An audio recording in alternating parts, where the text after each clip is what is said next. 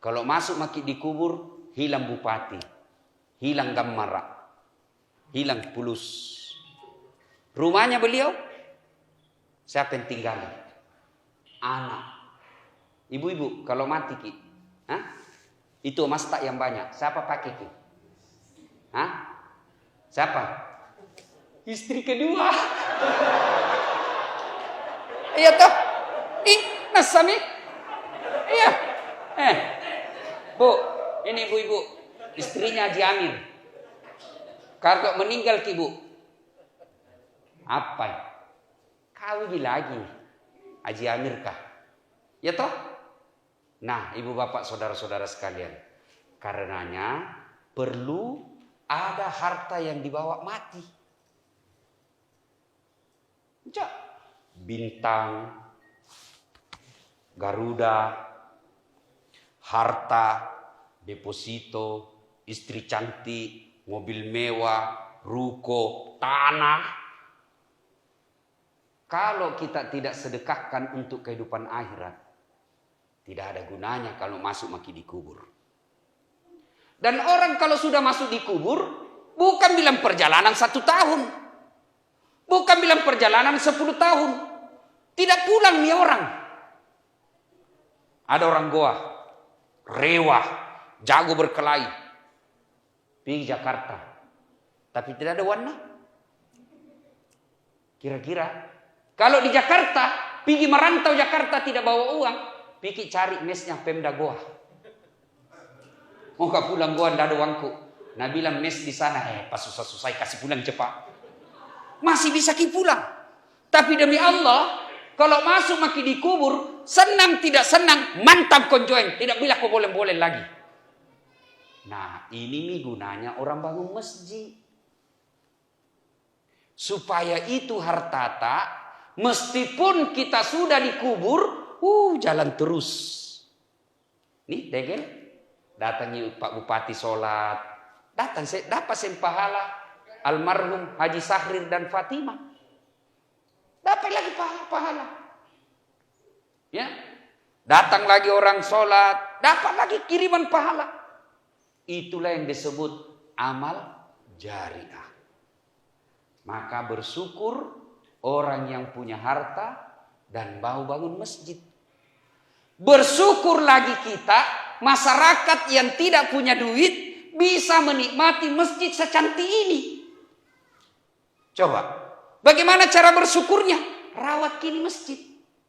Bagaimana cara rawatnya? Diperbaiki tamannya. Bagus. Diperbaiki tempat wudhunya. Cakep. Tapi kalau tidak ada jamaah, tidak ada gunanya taman. Tidak ada gunanya tempat wudhu. Tidak ada gunanya menara yang bagus. Kalau sepi dari jamaah. Apa sebabnya masjid sepi dari jamaah? 1.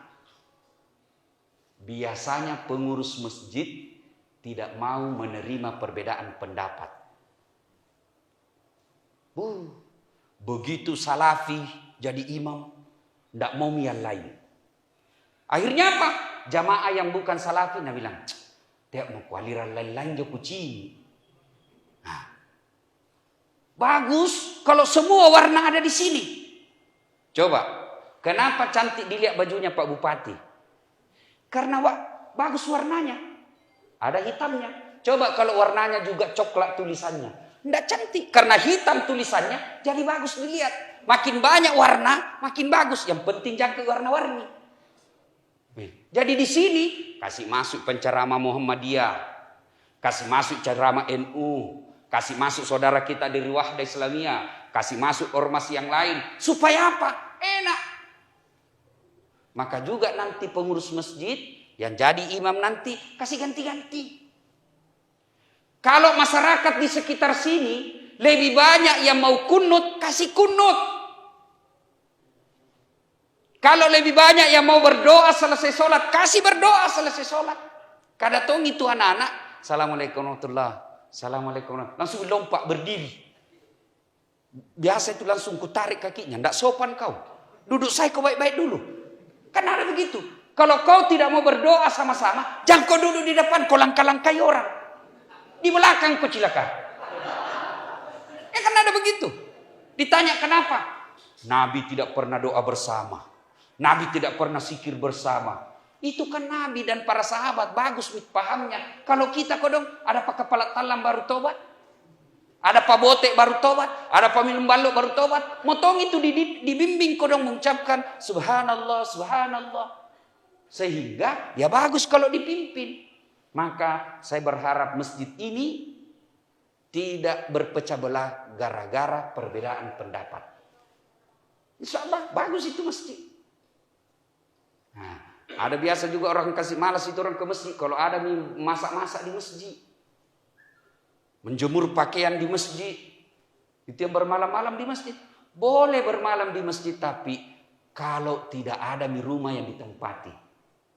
Karena ada orang bilang, kami ini tamu-tamu Allah. Cocok nih tamu-tamu Allah. Zaman Nabi begitu. Zaman Nabi dulu kan tidak ada memang tompi rumah penduduk di sekitar masjid.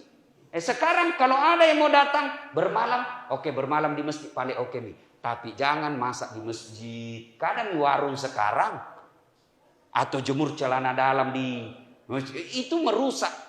Akhirnya orang tidak mau datang ke masjid. Satu. Yang kedua, penyebab orang malas ke masjid. Kenapa? Manajemen pengelolaan masjid tidak bagus. Apa yang dimaksud? Satu, imamnya biasa, nah balik-balik sunnah Nabi. Ya kan? Nabi bilang, ringkaskan bacaan sholatmu. Ini si kalinan jari imam. Baru mau takbir lama imam nih.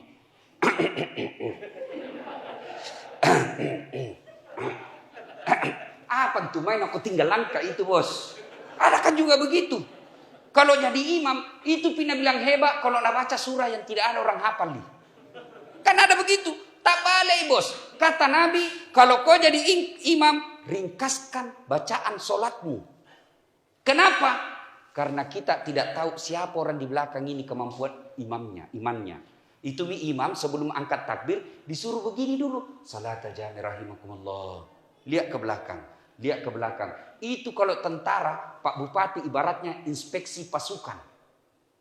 Dilihat, oh banyak orang tua. Wih, tua-tua ngasing. Jangan kau lama-lama, nupan raki mah.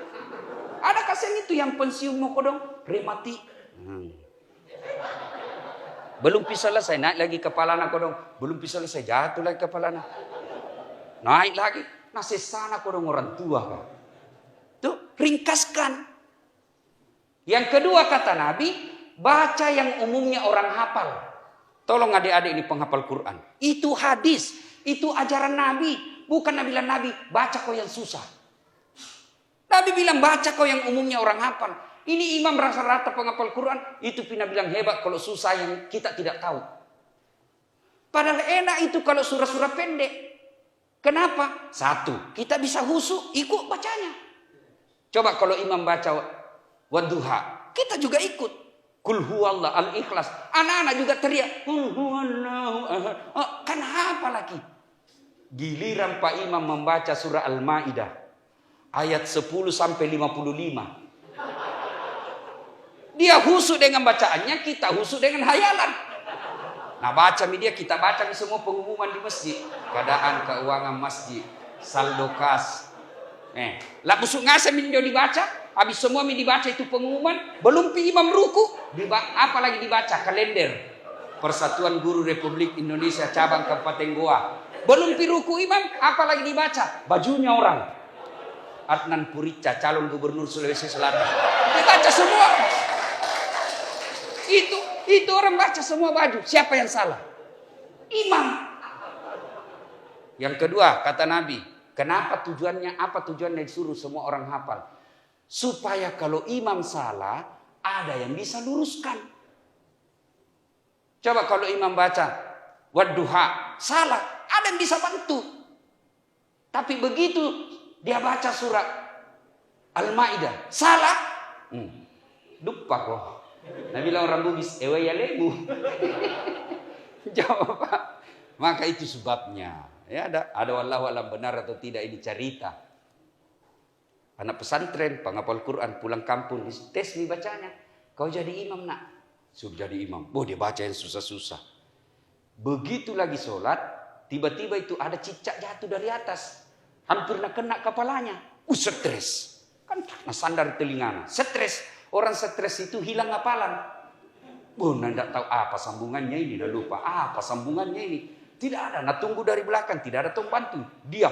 Hening. Semua diam dalam masjid. Tiba-tiba Nabi bilang Pak Imam. Tolong bantu di belakang.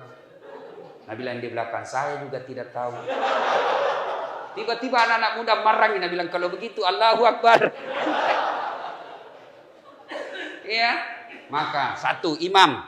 Harus pilih imam yang bagus bacanya. Bayangkan kalau panjang tomni bacanya, tidak ditahu juga apa nak baca. Nah bilang orang di kampungku nagarembengi, dolin, baru ditahu. Oh Al-Fatihah nak baca. Ya, nah pilih imam yang bagus bacanya. Kita juga makmum harus tahu diri. Ada juga itu makmum biasa kajili-jili, langsung pergi nak ambil di sini. Tidak boleh, harus tahu. Ini di sini imam. Di belakangnya imam, 3 pasang ini itu pada zaman Nabi orang-orang pilihan. Abu Bakar kah, Utsman kah, Ali kah. Yang di belakangnya imam, pas ini imam sini. Ini wakil bupati seandainya di Goa, pejabat. Begitu bupati berhalangan, dia yang maju. Ini. Maka tidak boleh. Dan kalau bupati keliru, kalau imam keliru, ada aturannya. Ini diajarkan dalam bertata negara sebenarnya. Contoh kita salat jamaah. Bupati salah, gubernur salah, presiden salah. Tidak langsung, salah kok. Tidak. Apa yang kita lakukan? Begitu imam salah, apa dulu kita ucapkan? Subhanallah. Maha suci Allah. Allah dulu kita ingat bahwa dia keliru. Keterbatasannya sebagai manusia. Hanya Allah yang maha kuasa. Sama ini vaksin. Kan banyak cerita orang ini soal vaksin. Ini Indonesia masyarakat paling susah diatur. Ya toh? Waktu tidak ada vaksin. Nabi bilang mana vaksin? Sekali ada vaksin. Nabi bilang lagi palsu. Sudah dinyatakan asli. Nabi bilang tidak halal. Sudah dibilang halal. Nabi bilang presiden dulu. Sudah di presiden. Nabi bilang tidak masuki. Tidak sampai jaruna. Saya bilang apa maumu semua itu cilaka. Ada vaksin 1000 kok, tidak ada vaksin 1000 kok juga. Tidak begitu Islam mengajarkan kita bermasyarakat. Orang bilang masih 65% di akurasinya Ustaz. 35. Saya bilang bos, kalau kau mau yang sempurna hanya ciptaan Allah yang sempurna. Namanya selama ciptaan manusia pasti ada kekurangannya. Maka begitu salah imam, begitu salah pemimpin, yang kita lakukan bukan melempar. Bukan langsung tutup jalan itu depannya apa itu? Unismu. Kalau tutup bisa jalan, tutup Tommy Alauddin, tutup Tommy Urip Sumiharjo, mati maknake. Terlambat mah pergi ceramah. Nah itu Tommy enak kalau ada teman tak polisi. Karena kalau nak lihat macam Ustaz masih kok. Makanya jangan kau musuh itu polisi. Yang ketawa serius kayak ini. Kalau polisi tidak kasih keisi ini acara tidak jalan. Coba ibu bapak kalau hilang motor tak siapa kita cari? Siapa? Polisi. Ayo. Rumah dirampok, istri dibunuh, anak diperkosa. Siapa kita cari? Siapa? Satpol PP. Dan digapai. Siapa dicari? Polisi. Maka kita harus baik-baik sama polisi.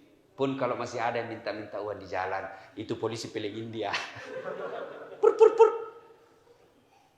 Kau melanggar. Kau tidak lihat ini rambu-rambu. Saya lihat Pak. Kenapa kau langgar? Saya tidak lihat Bapak. Kenapa kau tidak lihat saya? Bapak sembunyi di tikungan. Diperiksa pentil lengkap, diperiksa SIM lengkap, diperiksa STNK lengkap, tetap ditilang. Dia bilang kenapa Bapak tilang saya? Dia bilang saya tidak suka lihat mukamu. Ini polisi Peleng India, bukan polisi Polres Goa. Ya Bapak saudara-saudara sekalian. Nah begitulah kita bermasyarakat. Begitu salah pemimpin, subhanallah. Sudah itu, misalnya nak baca Qul Huwallah, tidak mau sampai-sampai. Bagaimana cara perbaikannya? Pertama ganti surah. Misalnya nak baca, wala antum abiduna ma a'bud, wala ana abidum ma abattum, wala antum abiduna ma wala ana abidum, wala ana abidum. Nabi bilang di belakang, kenapa itu terputar-putar tidak mau sampai? Nabi bilang ini imam, ini juga kupikir. Tidak jari sama ya bos. Ya, dah. imam, nanti imamnya ini mudah-mudahan yang betul-betul responsif. Ya seperti Pak Bupati. Ya, alhamdulillah ada keluhan, bisa. Itu pemimpin itu harus pandai melihat apa yang diinginkan oleh masyarakat. Begitu juga penceramah. Kalau kita tahu di situ dia senangnya bahas soal-soal Barsanji, ya sampaikanlah Barsanji. Kalau kita tahu bahwa dia tidak suka maulid, ya sudah usah bahas maulid di situ. Itu namanya responsibility-nya baik. Nah, sudah. Yang kedua, yang ketiga, tadi imam diperbaiki. Tadi penyebab orang malas ke masjid, satu, karena perpecahan. Yang kedua, manajemen masjid tidak bagus. Ketiga, imamnya. Kita 4 jamaah juga harus paham. Ada biasa itu kalau jamaah, naganggu kita. Baru takbir, naganggu memang maki. Keras sekali. Allah. Apa itu? Kayak mau mina gigit telinga tak? Malikio. Santai magobos. Kada orang di samping no. Iya toh, ada Tom itu kasih baik, kasih pindah kakinya. Kasih pindah lagi. Weh. Ada begitu bisa kita dapat toh? Saya biasa tegur. Kenapa kasih begitu? Aku kasih pindah kakiku, nak kasih pindah lagi. Kasih pindah lagi. Sekali kuinjaki. Selesai sholat. Kenapa Ustaz? Dek, kenapa? Karena harus baku sentuh itu kaki. Nah bilang, supaya sap rapat Ustaz. Dek, setahu saya kalau mau kasih rapat sap, bukan kaki dikasih baku sentuh. Tapi apa? Nih. Kalau kaki baku sentuh, kaki rapat tapi sap renggang. Ingin mah kok? Apa ya? Kok bakalah seriusan nih bos. Tapi coba kalau ini rapat, ya tidak ada orang sholat begini. Iya toh. Jadi jangan paksakan pendapatmu ke orang lain. Coba lihat orang. Coba itu Islam hebatnya. Allahu Akbar. Posisi tangan. 1. Begini. Pendapat kedua. Allahu Akbar. Di atas dada. Begini. Boleh. Ada semua pendapatnya itu. Ada semua dalilnya. Ketiga. Allahu Akbar. Di bawah pusat. Bukan di bawah sekali ya. Yang keempat. Allahu Akbar. Lurus. Semua ada dalilnya. Pakai mana kita mau pakai. Yang penting jangan kasih salah orang. Bapak yang begini, jangan kasih salah yang begini. Bapak yang begini, jangan Tommy Calla yang begini. Pakai mana boleh. Yang salah kalau bapak pakai semua. Allahu Akbar. Repot kok. Ya, kalau ini semua kita terapkan Pak, aman kita berjamaah. Nah, berikutnya, itu jamaah, kalau kita terlambat, jangan potong-potong orang. Karena puncak dari semua ilmu itu adab. Adab itu, kita orang Bugis Makassar. Kalau orang tua di depan takkan pamali kita lewati. Tabe-tabe ki. Ini anak-anaknya yang baru belajar agama, terlambat datang, mau. Kalau mau ke cepat depan, kalau mau ke posisi depan, cepat kau datang. Supaya kau tidak ganggu orang. Ya? Nah, berikutnya, apalagi membuat orang malas ke masjid? Biasanya apa? Masjid tidak bersih. Karpetnya 7 kali lebaran tidak pernah diganti. Begitu kita sujud, sangin teh cicak di dapak. Sujud kita langsung bengkak bibir. Ternyata di gigi semua. Iya kan? Apalagi kadang-kala juga penceramah kasih malas kita ke masjid. Kenapa? Sangin neraka na cerita. Kau dibanting, dilipat, ditusuk pantatmu bambu, keluar di mulut, ditusuk pantatmu. Dia bilang anak muda, dia mau ke masjid dia pamalak-malak. Tidak. Bayangkan ini penceramah ini mestinya kasih orang berita gembira, kasih senang orang. Coba lihat kau dong. Di rumah, nak maki-maki ke istri tak. Nah periksa semua HP. Apa ndak cepat turun imun? Nah periksa, mandrak gapami kau dong. Iya toh. Di warung kopi, nak kejar-kejar ki debt collector. Tagihan.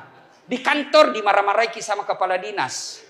Gaji, belum selesai, potong semua tinggal 500.000 sampai di istri. Coba. Sampai di masjid, mudah-mudahan dapat penceramah berita gembira. Sangin neraka lagi. Kamu dihantam.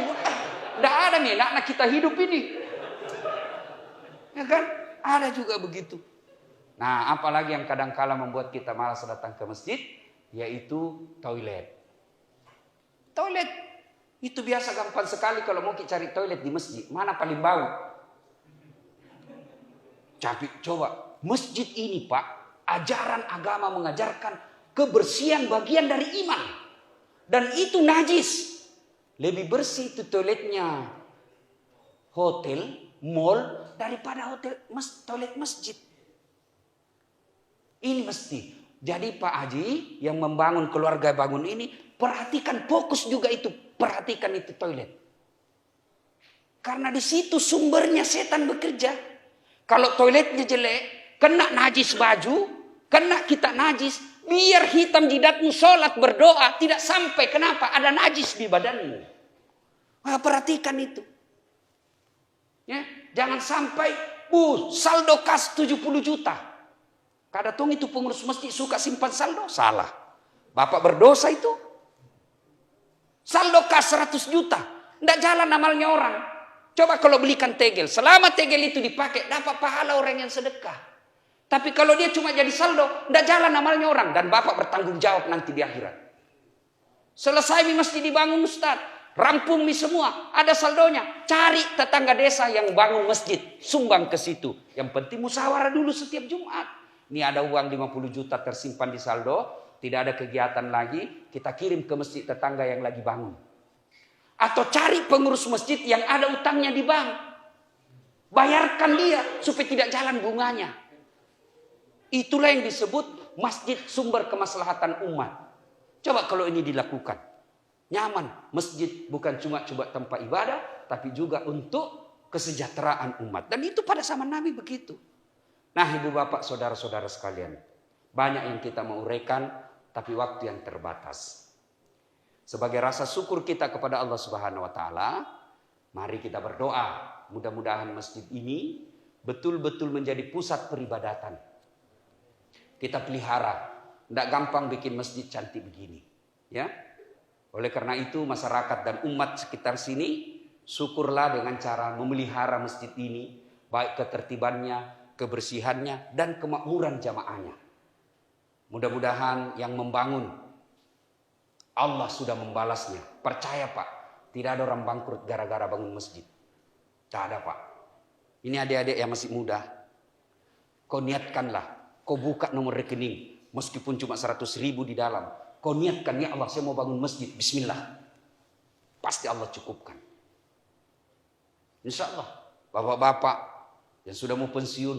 Jangan lagi bilang, Ustaz Adam kebun sudah kubeli di bilik-bilik. Sudah nih. Mesti kau sudah pensiun Ustaz. Ada nih lokasi sudah kubeli. Mau kau bangun masjid di situ. Insya Allah. Allah pasti bantu. Dan itu nih hartata yang tidak bisa diambil orang. Mudah-mudahan ada manfaat. Terima kasih. Mari kita berdoa kepada Allah Subhanahu wa taala. Cocok nih kan saya baca doa? Ya. Kita kirimkan suratul Fatihah kepada Rasulullah Muhammad SAW. Khasiat dan keutamannya. Kita ikhlaskan untuk almarhum Haji Sahril Samsul. Dan almarhumah Hajjah Fatimah. Dan seluruh keluarga besar yang menjadi inisiator pembangunan masjid ini. Bapak Haji Samsuddin SE dan Hajjah Rosmiati. Ibu Haji Nurjaya. Bapak Haji Nurjaya dan Hajjah Hartati. Haji Rustam ST dan Hajjah Sulistowati SE. Haji Rusli ST dan Dr. Hajjah Fani Oktarina SPD. Dr. Haji Hajjah Rahmawati dan Muhammad Taufik Khairuddin. Al-Fatihah. A'udzubillahi minasyaitonir rajim.